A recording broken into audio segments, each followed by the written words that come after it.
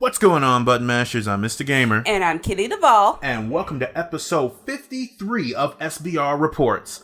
Fortnite make millions, Nintendo takes millions. Bum, bum, bum. But first, what we're going to talk about is something that's near and dear to my early internet days. Neopets. It was really interesting when I actually first met my wife. One of the things she wanted me to do was attempt to compromise Neopets. So that was a thing that happened.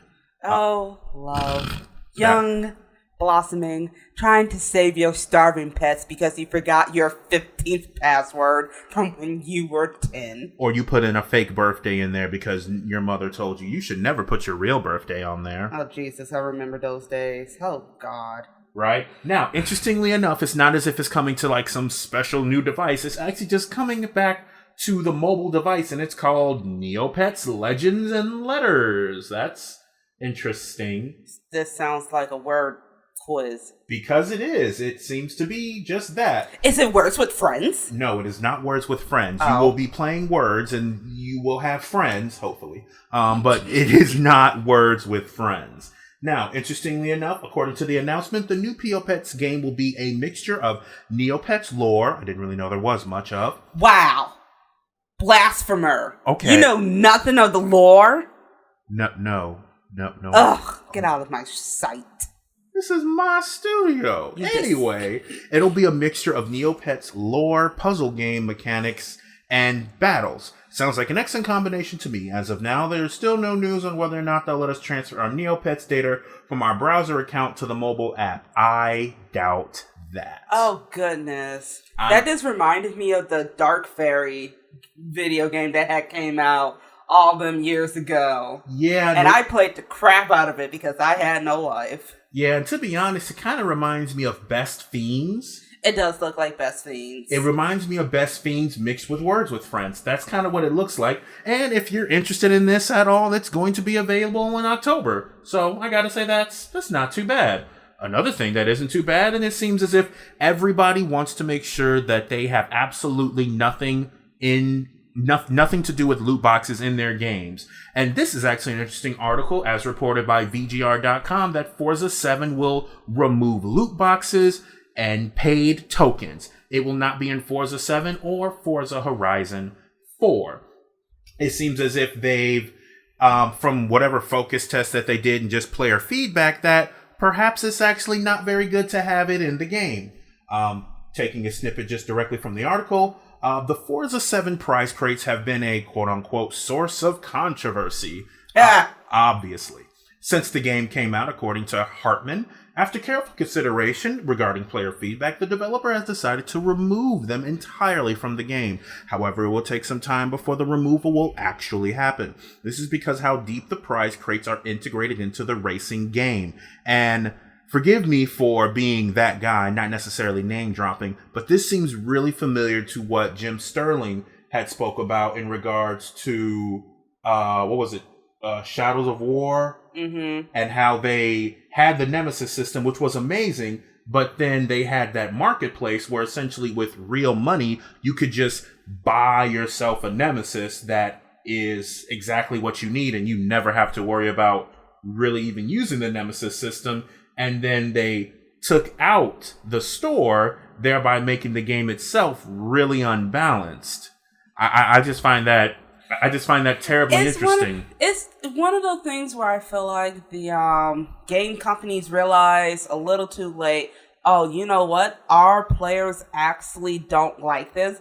But on the bright side, since everything is pretty much digital and DLC based and software updating, it should be able to work out as long as they make sure the game is still balanced afterwards. Also, I can only imagine how upset people who did buy these things are going to be. Granted, I don't think a lot of people bought them in for... let me not say that, because I know some people that love these racing games more than they love breathing. Yeah, I know I have a few button mashers who are really into the racing games, and I think that they're fun, just like I enjoy playing Binding of Isaac and Dead Cells and Into the Gungeon. So Forza Horizon 4 and Forza 7 will not have any loot boxes. I think this is great. I know that perhaps it is difficult to try to monetize a game without including loot boxes, but I'm 100% certain that people can actually do it. And Forza Horizon 4 releases later this year, October 2nd, for those of you who are interested in it. And vroom, vroom. Hopping right into the next one. You literally didn't go with vrooming into the next one. I'm upset with you again. Okay, you're gonna have to calm that down. Okay, it's gonna be fine. We're both gonna be okay. But anywho, so Valve, not completely, but in Belgium and Deutschland, with the video games CS:GO and Dota 2, you actually have the ability to see what you would get in your loot boxes now. Oh. So instead of it being... So it's always going to be a random chance, but at least this time you know what you would get. Taking a snippet from the article, the removal of multiple purchases to prevent players from potentially mass purchasing loot boxes. Previously, multiple box purchases gave you small discounts or extra bonuses for more boxes. Regarding the animation, many loot boxes had fancy animations that were designed to make players feel good about opening them. Psychologists define the feeling as variable rate reinforcement. The adrenaline rush and dopamines in your brain affect you more if you are unaware of the rewards, but they are delivered on a periodic basis. Each game has their own animation, and developers put extreme effort to make it look, sound, and feel amazing. So, gambling? Well, yes. So, yes, it is 100% still gambling, but at least now you know what you're going to be getting.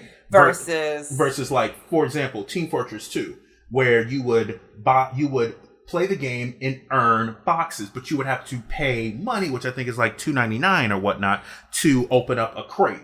Now, that crate would open up, and you don't know what it could be. Like, you didn't actually see anything. Like, they would give you, like, oh, it's a possibility of being a strange or an unusual item or something like that. But more often than not, it's simply just, oh, look, another SMG. So, essentially what they're doing is playing off of the fact that you see a shiny box and go, ooh, I bet a shiny weapon's in it, but it's just another shotgun. Well, yes, but with this one, you know what you can get. What I don't think is specified is what do you see the chances of what you can get. For example, in the article right here, they have, let me see, 666. They have 24 items that you could earn, but they don't say what the likelihood of you getting one is to another. Obviously, the items are varied by rarity, but it's not you have a 20% chance to get the blue one, but you only have a 2% chance to get the gold one. You got a 15% chance to get the purple ones. See, they don't break it down like that. And it really seems as if some developers want to hold on to loot boxes, which is fine. But going back to what we covered with Forza 7, if it's such an integral part of your video game, you have to ask yourself, does it really need to be? Like, and honestly, I can't necessarily say that is the case. But then again, I'm not necessarily a fan of those specific types of loot boxes. I know what else you're not a fan of. I don't think anyone. I don't know why. I don't even know why this is still a thing. Why is this still a thing? Oh, your anger fuels me. So, I guess because Hello Games didn't learn their lesson before. Actually, no, let me not say Hello Games. The people who bought No Man's Sky didn't learn their lesson that, maybe this company isn't exactly on the up and up. The site GOG has extended their No Man's Sky refund. According to what is exactly on their forum, they simply state, we know that many of you expressed disappointment about the lack of multiplayer feature in the latest update to No Man's Sky on GOG.com. While we have limited control over games and content updates, we want you to have the best and risk-free experience possible when you buy a game on GOG.com. Although Hello Games chose not to offer refunds over missing game content to our users and instead promised to bring the missing multiplayer content later this year, we understand that some of you might not be willing to wait. For this reason, entirely at GOG's own cost, we are offering an extended refund policy for all owners of No Man's Sky. Even if your purchase is no longer covered by the 30-day money-back guarantee, you can contact our customer support team and we'll issue a refund in wallet funds. Wow, this is such a... Yeah, I messed up, but you guys so totally should have known better. But oh my god, I guess... I'm going to do this out of the goodness out of my heart. But you know what? You guys still suck. That's how that sounds. My God. This is so... Oh my... Let someone apologize to me and offer me my stuff back. Ooh. I guess the thing that kind of... The thing that really kind of hurt me is that, first of all, Hello Games is not going to offer you any refunds at all. The only thing that they're going to do is... They promised that they'll deliver the content back to you. You made huge promises with this game before the update. So why should I even wait? And it really sucks because, as stated in this forum post, this is coming all out of GOG's pocket. It's like, oh, you already broke the trust. What makes you think people are going to trust your word that something you promised is going to actually come? And unfortunately, it seems as if that is still the case. People are still just like, oh, hey, they won't burn us this time. Gets burned. Oh, man, I can't believe they did that. Oh, man. And this is why gamers have trust issues. Yeah. Jeez. But one thing we can trust is the fact that Fortnite is arguably the most popular video game in the world. You cannot go onto the internet without tripping over Fortnite. I can't even go on my own just like random places where I go to see images and things like that, like iFunny, and I see Fortnite plays. Like, really? Why? Yeah, but the founder sure is happy about it. Well, I mean, he's a billionaire now. Bum bum bum. So, according to Bloomberg, Tim Sweeney, the founder of Fortnite studio Epic Games, Sweeney, is now a billionaire. Sweeney, who is 47, is Epic's majority individual shareholder. The report goes on to claim that Epic as a company is worth between $5 billion and $8 billion. Jesus Christ. So, man, we should have bought shares in that. Yeah, with what money? Okay, look, we could have robbed somebody. I don't know. Oh. We don't rob people, button masters. Don't do that. That was a bad joke. Now, I guess another thing that Bloomberg wanted to tell us, which is what one of Sweeney's favorite drinks is, which is 60% water and 40% Diet Coke. Yeah. I guess. Are you trying to let some people know just in case they're trying to get chummy? Like, I that's guess. So weird. Now, the article also mentions the fact that he is he's using his money a little differently.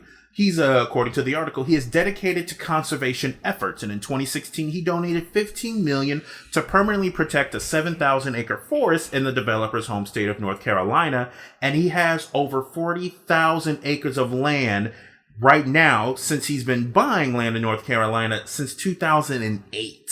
That's a lot of land. That's a lot of, like, what are you That's gonna... a lot of trees. I mean, because my dad talks about, I just want 40 acres and a mule. How about 40,000 acres and like 10,000 mules? I mean, by this time, in this day and age, I think that's what that would be.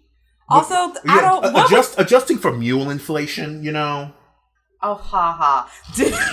But, like, I don't know what you, in particular, would do with 40,000 acres of land, because he's saving the forest. You are anti-nature, baby. I'm not anti-nature. Nature can be out there, and I'll be not. No, you're just going to build a giant smart house in the middle of the forest where no one can find you. Wow, it's like you know me. It's like you know me. But yes, that's most likely what I would do. And continuing on with a story that we had covered previously, Nintendo now presents the Nindie Game Gold Points Reward Summer 2018 Edition. Man, that is a mouthful. But they are showing fabulous looking indie games. We have Runbow Pocket, No To Love, Devolution, Severed, which is actually a game that I played on iOS, which actually was not bad at all. Oh, this looks cute. And then we have Freedom Planet. Now, this is just simply what they have on their site. They have a variety of indie games that they are trying to make sure that they get onto the Switch. Obviously, they're going to be talking about Celeste. I can't turn on my, Nintendo Switch, though I'm definitely not going to talk about Octopath spoilers right now. Oh, Jesus. But you contain yourself. I am trying my best. But yes, this really shows first and foremost that Nintendo is doing what they can to really get over 30 indie titles on their eShop platform in a week. So what exactly does the point system do, Mr. Gamer? So with the point system, the idea is that you would then buy these games and you would get these many you can use your gold points to get these indie games. Noitu Love Destruction is 80 gold points. Runbow Pocket is 110 gold points. Severed is also 110 gold points. And Freedom Planet is 110 gold points. I also note that not all of these titles are specifically for the Nintendo Switch.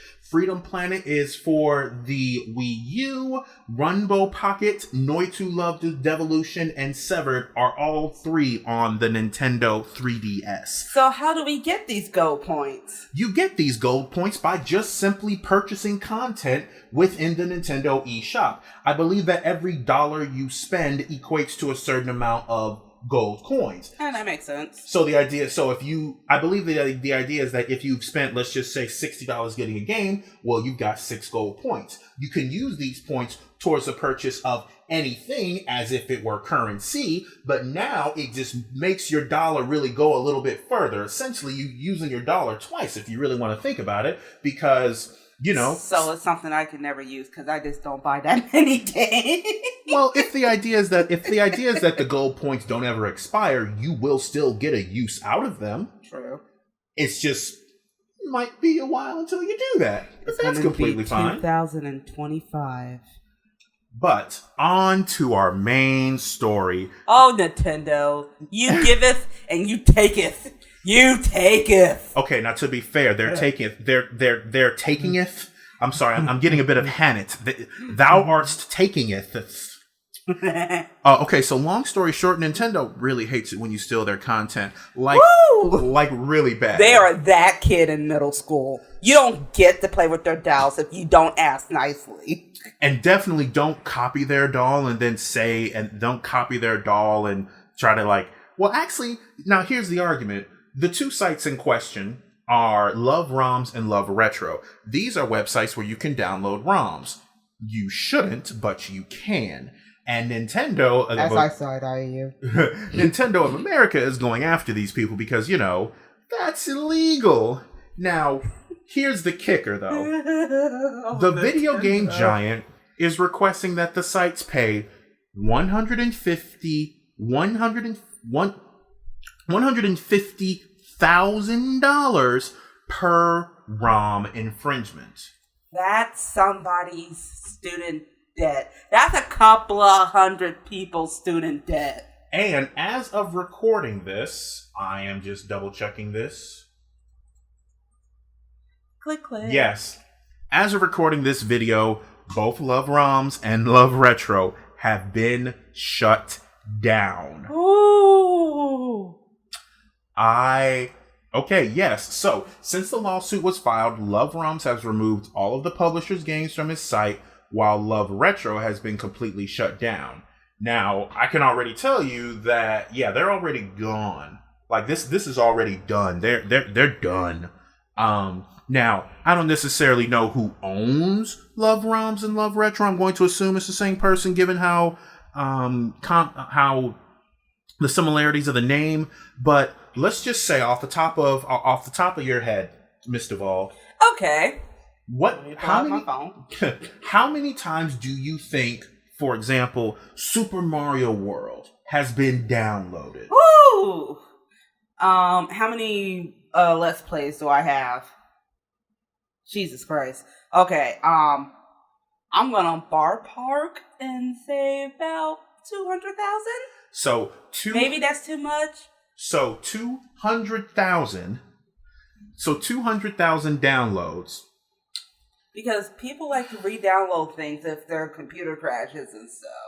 And yes, and every single download would be considered an infringement. It could be the same person downloading it, multiple times, but that is still an infringement. So that would equate that one ROM with the average of 200,000 downloads with the price of $150,000 per ROM infringement, $30 million.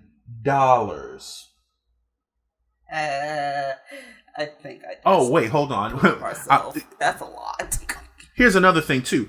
Not only are they requesting $150,000 per ROM infringement, they're also requesting $2 million per copyright infringement. So Mario, Yoshi, Luigi, Wario, Samus, Zelda, Kirby, Link. Oh, Jesus Christ. I'm not even in these people's shoes and I'm feeling for them. Granted, y'all shouldn't be doing illegal things, but god dang it, Nintendo. See, at this point, all I'm really thinking of is that we want to crush you because we know that you probably don't have that sort of money.